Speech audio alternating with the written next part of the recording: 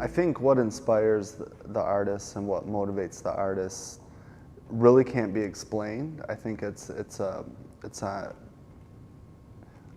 form of consciousness. It's a higher level of consciousness. I really am inspired by Imogene Cunningham and Georgia O'Keeffe, her flower paintings. I consider the whole art world an inspiration. Nature inspires me, and I like simple beauty in the natural setting, and also I like transform something into totally different thing, using mundane, humble materials. My process, I believe, involves the viewer in a lot of ways, and that's my goal of making a successful piece of artwork, is so that the viewer is actually part of the final piece of art. I really want to motivate other people to go back and practice traditional darkroom methods. I really want people to enjoy traditional processes, and I think with digital photography, a lot of that gets erased and looked over, and I feel that we need to embrace it. As much as we embrace oil painting or we embrace printmaking, I think we really need to go back and use traditional darkroom methods. I like the sense of wonderment, the childish kind of enjoyment, that innocent, total joy without worrying about a lot of other stuff. So when I create, I would be in that zone. I look for line, like pipes, hose, any kind of materials of linear quality, and then I combine them and sort of form. I create an armature, which a lot of times I compare that to a skeleton of a body, and then after I combine them, I make sure the structure is solid, and then I use foam rubber and bind it around the skeletal structure, so that sort of acts like as a muscle, the meat of the artwork.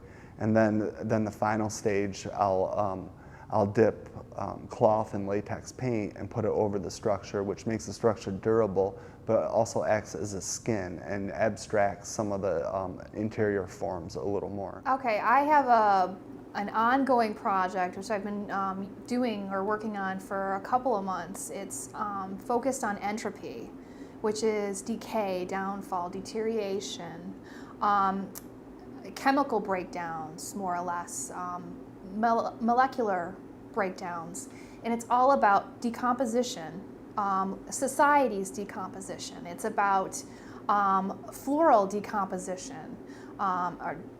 It's about decay that you can't stop. This is called a cyanotype, and I was doing weeding in my backyard, and then I uprooted one of those plants that so-called weed.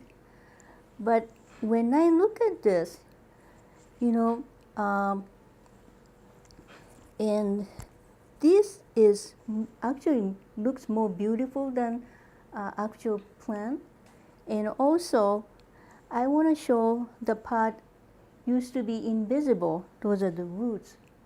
So in my art, I usually present two different ways of looking at things, like a front and back, then visible and invisible.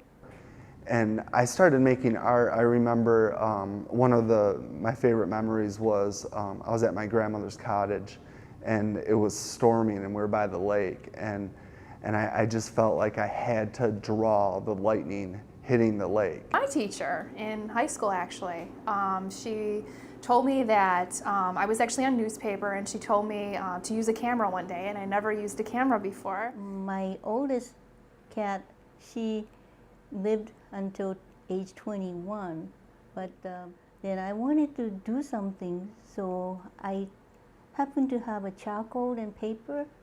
So when she was sleeping, I did the sketch. Then I used my finger to smear the charcoal as if I were caressing her. Then it turned out to be something that I never expected.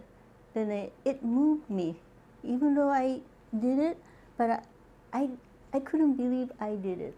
So I thought maybe art is something like probably the, higher being use the person as an instrument, then let it, let it go.